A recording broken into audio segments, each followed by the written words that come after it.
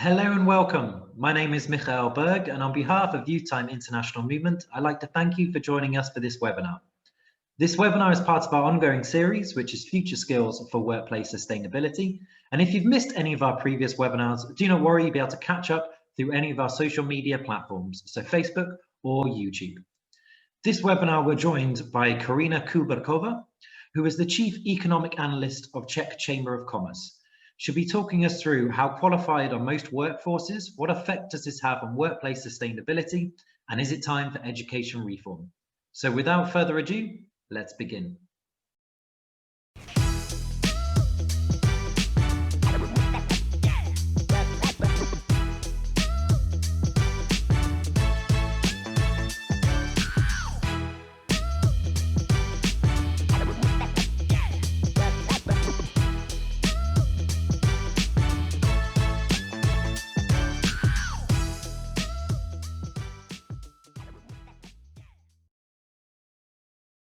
Thank you for being invited. It's my big pleasure to be a guest of Youth Time International Movement.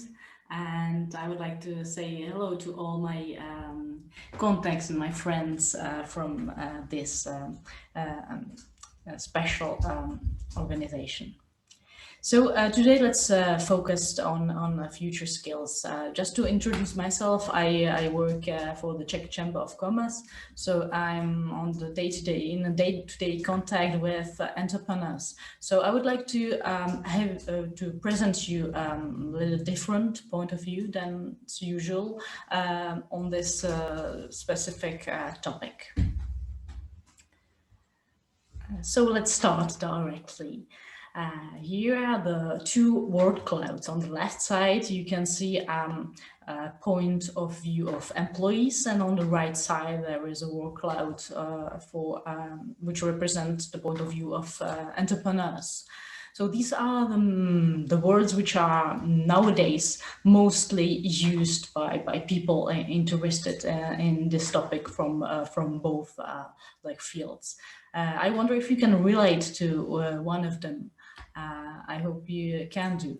So let's see on the left side this employee's point of view. So I guess you've probably been in a situation when you did not have an experience, but for a specific job, this experience was needed. So it was like a closed circle it could be a closed circle for many years too. Maybe you also know somebody who was underqualified or overqualified for some position and was not able to change it in a short period of time. Maybe you asked yourself also why at the situation when I have a university degree, I'm not able to find a position which suits me the best. And that you spend so many years by studying, and now on the labor market, you are not on the best position. At the same time, there are so many vacancies which are like places which are not occupied by anybody. But still, maybe also you went through or know somebody who went through a really hiring process which was really regular, which was really strict and long, and ask yourself like why this hiring process is so long and so strict, why the trial period it's so hard in times with relatively low unemployment. Maybe you think about your talent, if you are not wasting your talent on the current position, if you are an employee. Maybe you are worried that your employer is not working with your motivation or with your skills, that you miss courses to upskill yourself. And maybe also that you worry about your future career because you are not skilled enough to get a higher position in your company, but this skilling up is so costly that you can't afford it simply. So let's talk about this maybe later, or I will invite you to write me through the media your point of view. I would really like to see them. On the right side of the screen, you can see what the employer usually think. One of the biggest words there, it's risk, because to invest in newcomers or to invest in all employees, it's a big risk. So it's better to choose the best employee and then invest in this employee, to invest in his talent, or his or her talent and skills, and then this is the most productive ways, most productive way to have the big results. But for this step, you need qualified staff to choose these best talents, again, and also skilled people to manage them. And then this is again a closed circle for a lot of companies, because they are not able to hire these talents to manage these talents. Labor costs are really important, because labor cost makes the biggest share of cost, usually of cost of companies. And nowadays, plenty of companies are investing in new technologies. They spend a lot of money to buy new technologies, and then they don't have that much money, and they don't want to spend them on people, because they really believe in the effect of the new technology. But at the same time, they are not able to hire skilled people. People with the skill which matched on the position. So this is really frustrating for companies too, because the people which finish the university, they don't have the skills which matched with their position. So it's not possible for companies to shoulder all the cost of upskilling, and it's not a productive way. This is also a different point of view. Both of them have true. It's just a different part of the same issue. But what stays behind this situation? Why we are all over the world, in all the developed states, in this landscape? So why this landscape looks like this? The reason is that there is this, it's named like vacancies. So there's jobs which is not unfilled by anybody, and the reasons of these vacancies are different. Let's talk first about this issue of vacancies. So frictional or short-term vacancies, this existence is completely normal and natural. But nowadays we are in a situation where this issue becomes structural. So this is not a short time issue, it's a long time issue. So now unemployment, it's growing, and we have still a really high number of vacancies in all the developed states, but in majority of states all the worldwide. So the reason for this situation, or this situation, is usually explained by the skills mismatch. So that employers are searching for the people with some type of skills, but the educational system are not producing these the people with these type of skills. Let's say it easily like this. But it's not only one reason, this skills mismatch. This is really phenomena which is much more complex. It depends also on mobility, on characteristics of jobs, on characteristics of concrete employees. about the regulation of the labor market and like many other fields. But the skills mismatch is the most visible or plays usually the biggest or could be explained by the vacancies could be explained mostly by this skills mismatch. So one point more, situation in which we are now, so the coronavirus crisis or really deep crisis, results in adoption of new technologies, really massive adoption and spreading of new technologies in the societies, not only in the companies, everywhere. And this situation may increase demand for certain skills, but on the in the short term, these skills, like people will not met these skills. Logic, it takes time. And so where this situation will result.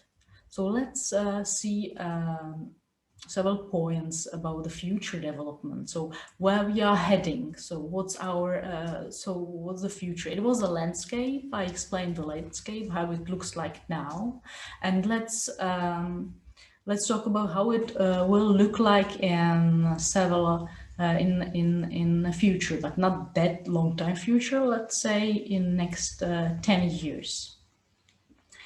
I prepare for you few citations of really well-known institution about of World Economic Forum, McKinsey, OECD, and others. They talk about reskilling revolution in 10 years, talent crunch, massive switch of occupational categories, or massive reskilling of a billion or even more people. So what I wanted to say was really ahead of us. So what's the future? It's particularly intense changes which will occur at an exponential rate in the next year. And it doesn't mean that by 2030 means these changes will happen like next year, this year, 2020 and others, not only at 2030. And this all changes will be hyped or pushed by coronavirus pandemic, definitely. So the results or conclusions there will be the people. This will result in higher wages, definitely in higher wages, but also the risk of high employment will be much bigger than before, and also the risk of social inequality. If nothing changed, then there will not be a peaceful social situation anymore in the countries, and no sustainable development as is one of the goals of today.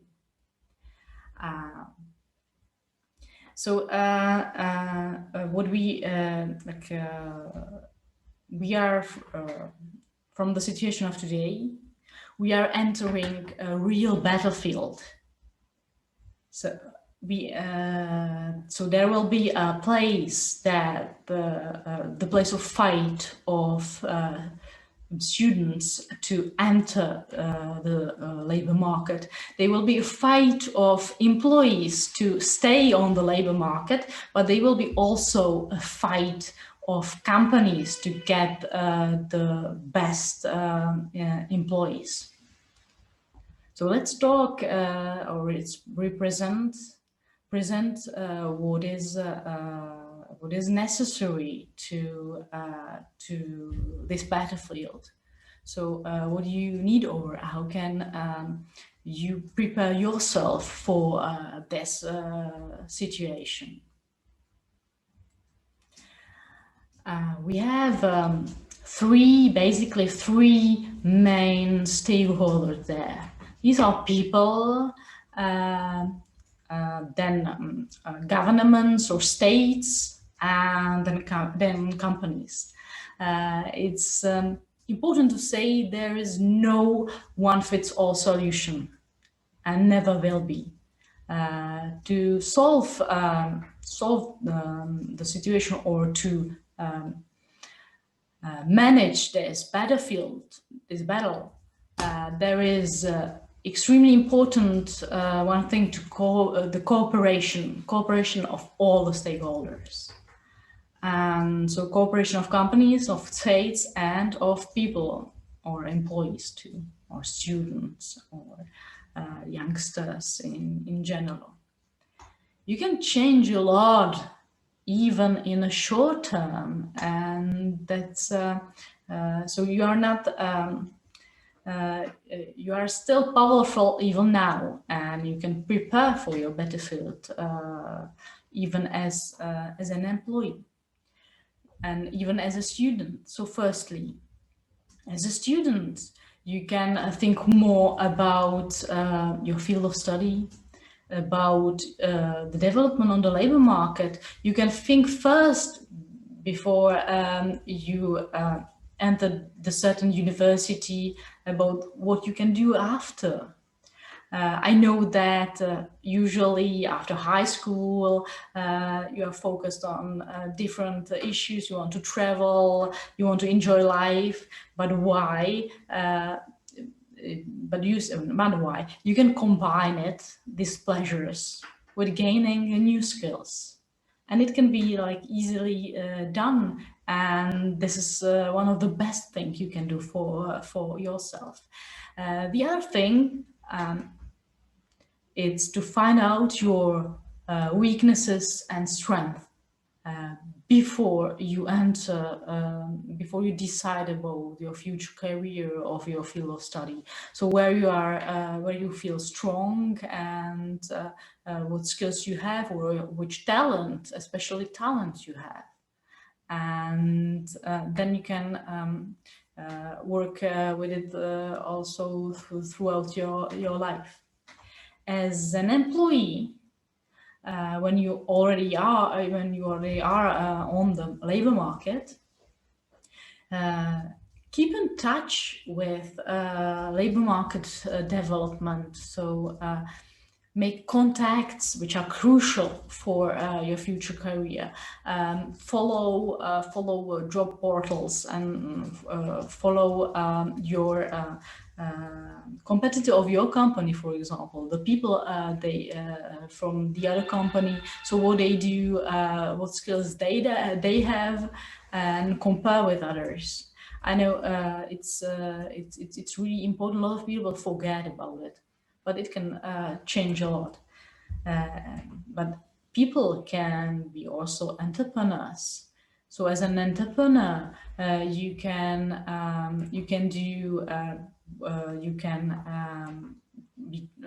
try to be different. You can differentiate. You can hire this new talent and invest in it, and do all the weak points, or all the things you criticize on the big companies. And because the new decades open a lot of changes for startups and small companies, as the big companies are so big, and they are like less innovative, or they are not able to accommodate quickly to this situation. You as a startup, or you as an entrepreneur, as a freshman on the market, you can change a lot, and this and even change the entrepreneurial landscape. It is possible that all those big brands and big companies, which were the leaders of the recruitment of the last decade, could go simply out of the market. if they do not change their strategies, unproductive strategies fast. And this is completely natural and a good thing. But people also as voters or members of a community can change politics, can change also other companies or influence other people. And this is definitely also a way to go. Then on the right hand, you can see companies. So what should big companies do, or how they should prepare for this battle to come? Leaders must recognize and capture the value of their resources to succeed. At the beginning, when I presented the word cloud to you, the point of view of employees and entrepreneurs, this picture had some of these word clouds had something in common. It was objective barriers, of course, objective barriers, but also unwillingness to change, both on sides of employees and of companies. It was blaming others of a fail. It was personal weaknesses and definitely a comfort zone. As even the people, because companies are still people, management is still people, they tend to stay in their comfort zone. And the years to come will definitely change this if the person or companies want to succeed. So training and developing current staff will be absolutely necessary for companies, the same as retaining talents and working with these talents. Investing in new skill, upskilling, reskilling, rather than hiring a new personnel.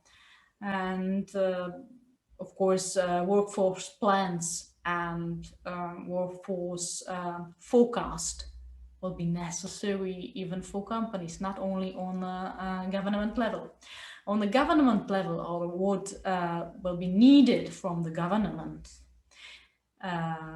this may be also the really crucial and really difficult part. It's a flexibility of educational system. Because nowadays the system is not following the development of the market. In some countries, the educational system is not connected to the market at all. And this, the result of this situation will be more and more crucial in the coming years. Lifelong education, in a lot of countries, it's almost non-existent, or it's only private based, so it's really expensive.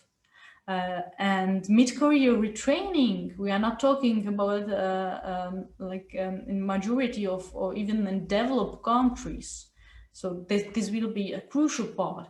From states or government, we need to identify this structural labor shortages, this mismatches, vacancies, and to take the measures to improve this situation. Another stakeholders are politics, politicians, political parties, and others. It means government, and it of course means the state.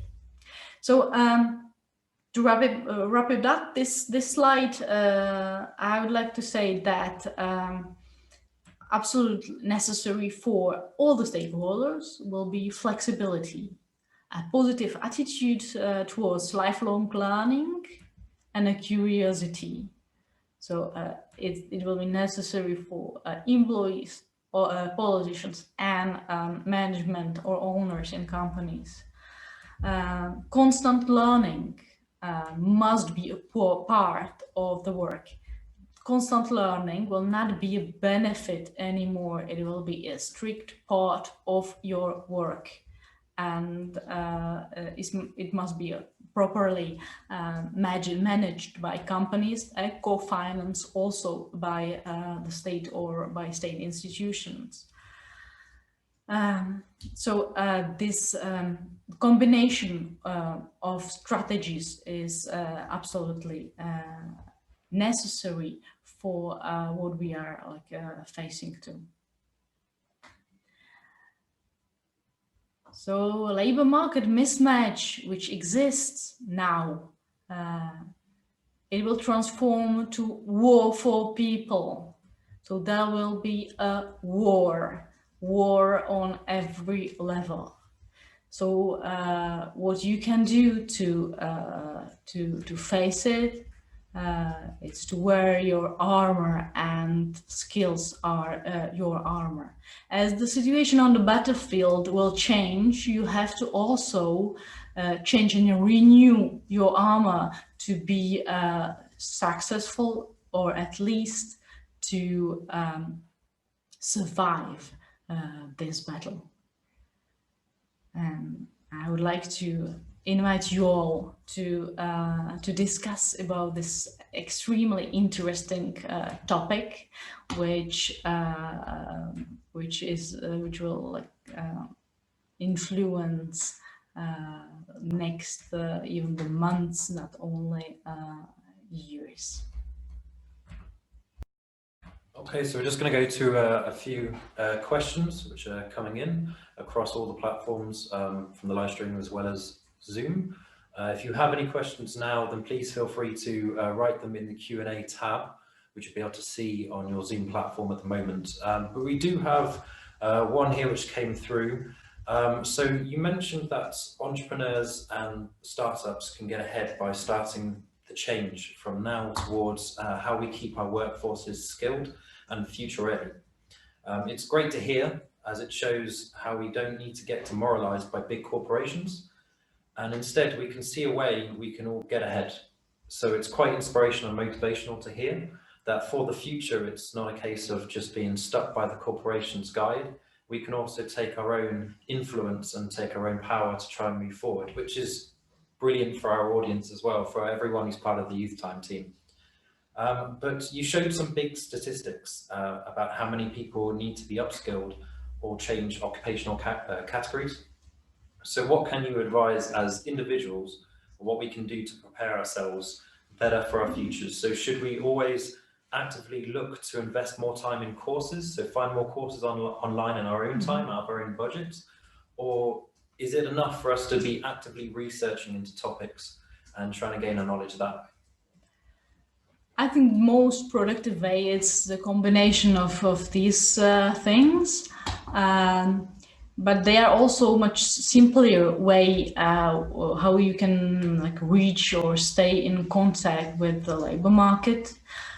For example, now I can recommend you a very popular social network, which is called LinkedIn, where you can follow the skills of people in different companies.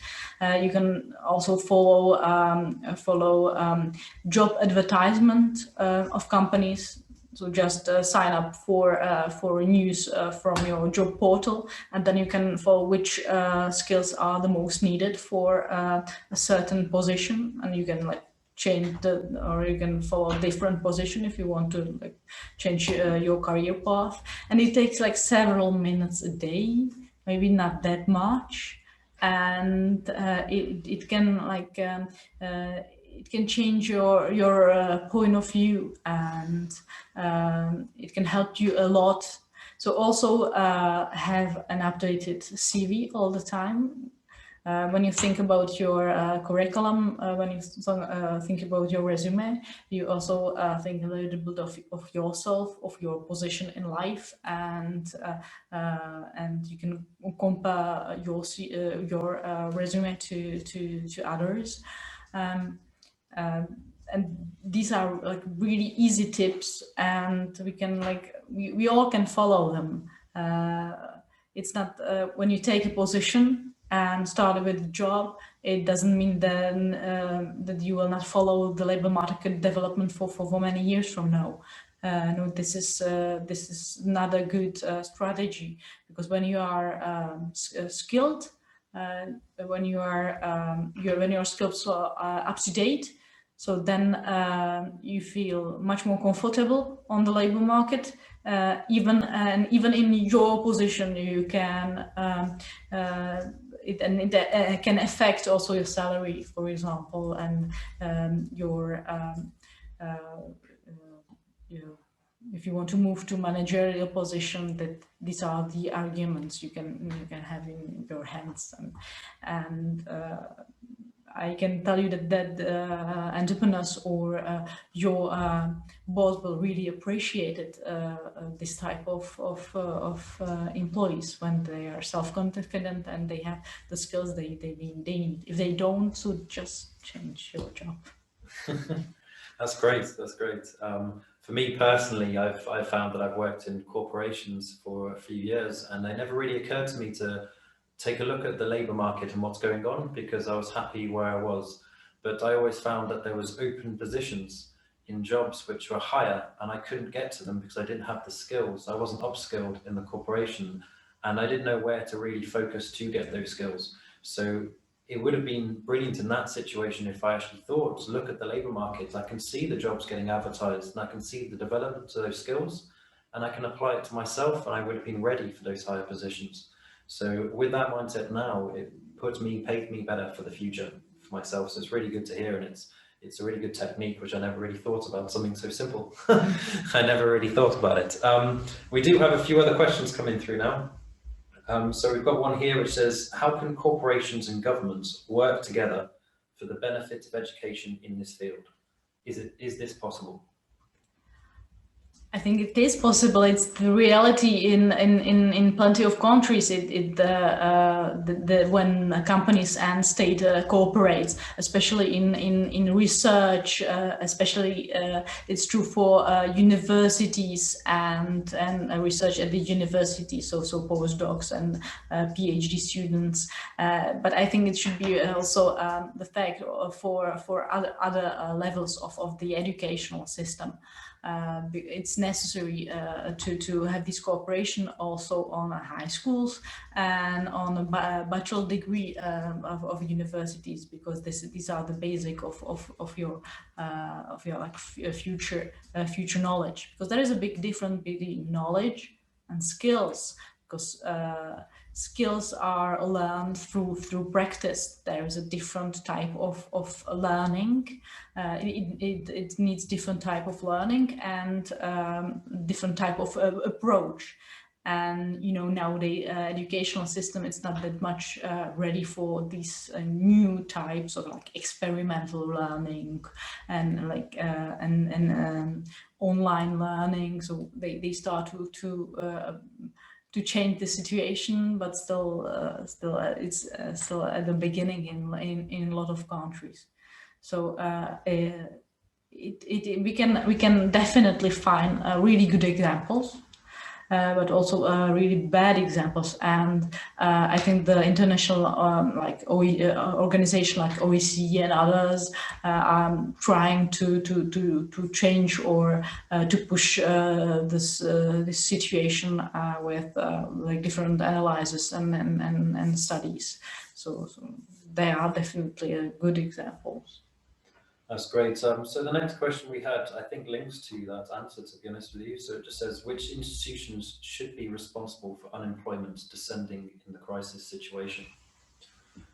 So that to me goes on the same thing there, which is the educational institutions mixed with the governments as well. Is there anything you would add to that?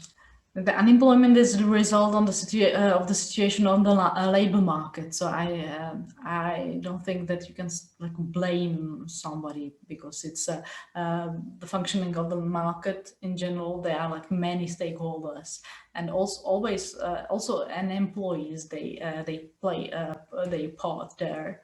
And an unemployed person also. So I don't think that you can blame like one institution or somebody. That's I'm really happy that there is a market, that this market works,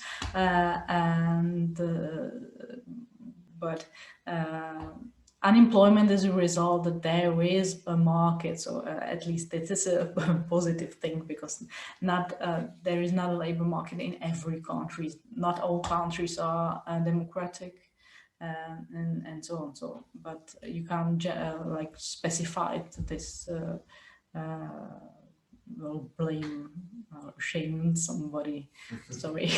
I think it highlights more that it is a situation which all of us have a kind of responsibility to tackle. It's not just waiting on corporations and waiting on governments to be able to change the status quo. We can all do it, as highlighted with being entrepreneurs and startups being the way to go at the moment. It seems to be the way forward to try and show that change. So it is a responsibility on all of us, yes, to make sure that positions are filled and that this mindset towards education yes, is changed. So we have a couple more questions we'll take, but they're both linked to each other.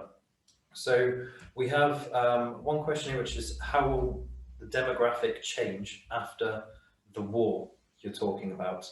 And the other question, which I think links to it as well, is what does the labour market look like now compared to when you started your career? mm-hmm. So it's a kind of asking the question of what was it like before in comparison to now, and also how would it show in the future? Okay, so I am from Czech Republic. I work here. I lived here also before. I entered the market. In the year 2009. So there was a crisis there in these years.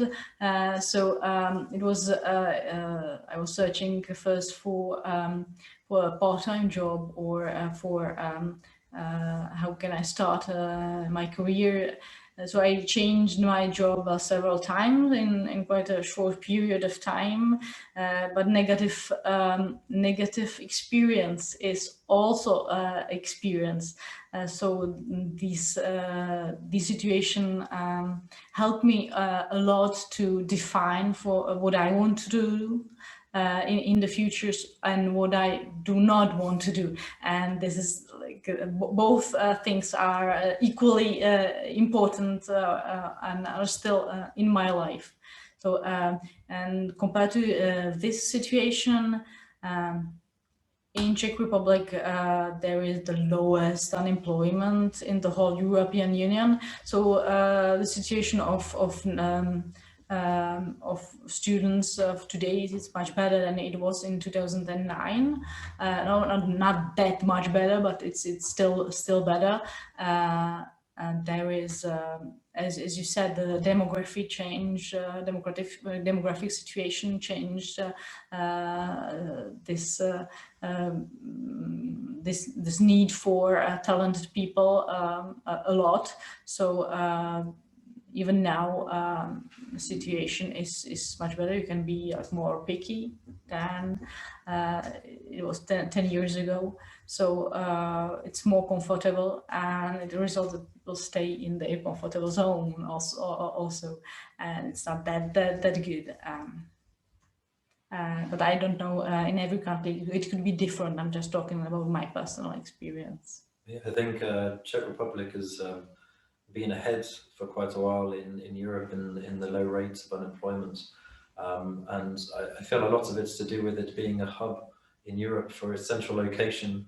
And it's got a massive incentive for startup companies and entrepreneurs in the fact that it's got lower tax, but they welcome a lot of people from all over Europe and all over the world to come over with their skills. And it opens a lot of doors where you can be picky, like you say. It opens all these different categories, and it's moving to this more futuristic kind of state, which is an example to the rest of the world, really, of what they're doing. Whereas you can see with the current climate at the moment, a lot of the borders getting locked down. As far as work goes, Czech Republic are kind of opening that up to give more opportunities. So I think it's a really good example here of what every other nation should be looking at doing more so. Historically, you've got other countries like the UK, where I'm from. They've historically built a foundation on foreign workers coming over to help them, but it's all in a very limited market. And I think at the moment things have kind of changed here, where it's quite a broad market and it's opened up skills for everyone. So there's many opportunities there, many opportunities, but it's also many opportunities to try and change that status quo. Okay, so I think that's everything at the moment. So if you want to recap everything which we've spoken about, then you'll be able to see all the uploaded videos of this will be recorded onto our platform, so onto our Facebook page, also onto our YouTube as well in the coming days. If you have any other further questions about it, then please feel free to write in the comments of that video, and we'll be able to try and filter it back to Karina to see if we can get some further answers as well. And I'm sure this is definitely not the last you have heard of Karina in Youth Time. We value opinions greatly, and thank you very much for being part of this. Thank you again for being invited, and it's my pleasure to cooperate with such a professional staff of Youth Time International Movement, and it will be my pleasure to cooperate with you anytime. Thank you. It's our pleasure as well. Thank you for joining Youth Time International Movement with watching this webinar. This webinar is part of our ongoing series, which is Future Skills for Workplace Sustainability. And if you'd like to join any of our webinars on a live basis, then please just visit our Youth Time magazine, which is www.youth-time.eu, and search webinars. There you'll be able to see the latest up and coming webinars and links to be able to register. Or you can visit our Facebook page and look at our events section. For all Youth Time latest news and up and coming activities, please just like, subscribe and follow on any of our social media platforms. Hope to see you again. Thank you.